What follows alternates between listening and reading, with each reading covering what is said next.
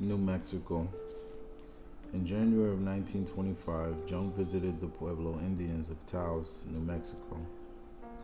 He thought that when he was in the Sahara, he had been with a civilization that had had the same relationship to Western civilization that Roman antiquity did.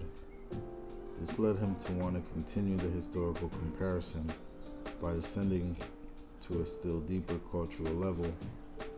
In the 20s, many artists and many writers went to New Mexico in recognition of the bankruptcy of American civilization. The Indians were viewed as people who had maintained their cultural integrity and were rooted in communities with living traditions. Thus, they were looked to as a source of renewal for white culture. Jung's visit was arranged by Jamie DeAngelo, a linguist, ethnologist, ethnomusicologist, writer, and patron saint of the Beat generation.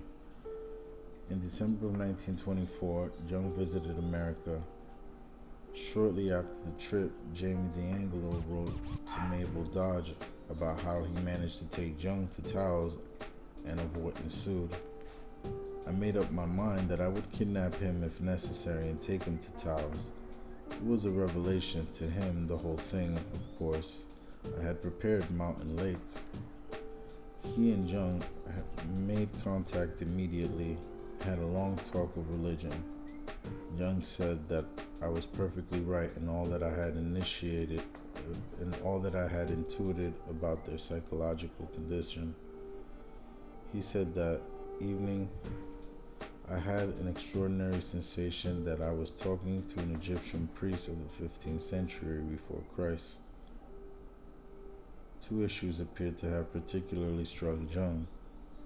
The first was Mountain Lake's view of the white man. I asked him why he thought the whites were all mad. He replied, "They say that they think with their heads." "Why, of course, where do you think?" I asked him in surprise. "We think here," he said, indicating his heart. I fell into a long meditation.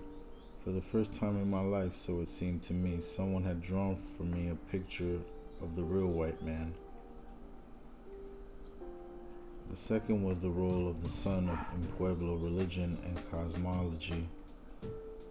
He said, pointing to the sun, "Is not he who moves there our Father? How can anyone say differently? How can there be another God? Nothing can be without the sun."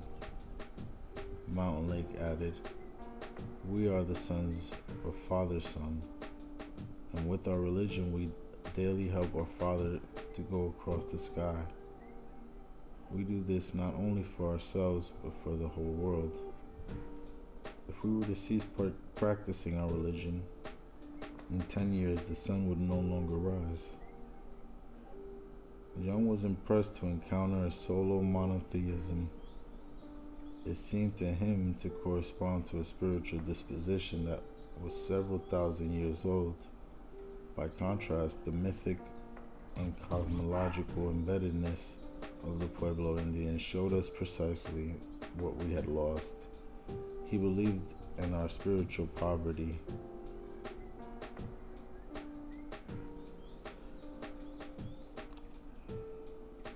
By contrast, the mythic and cosmological embeddedness of the Pueblo Indians showed us precisely what we had lost, he believed, and our spirit poverty.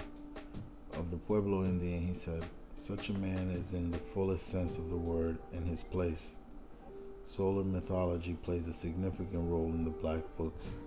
It is likely that Jung would have been reminded of his dream of praying to the sun, as his encounter with Ammonius is Dubois' longing for the sun and regeneration through becoming the sun, and the role of the sun god, Helios, in the Septum Sermons.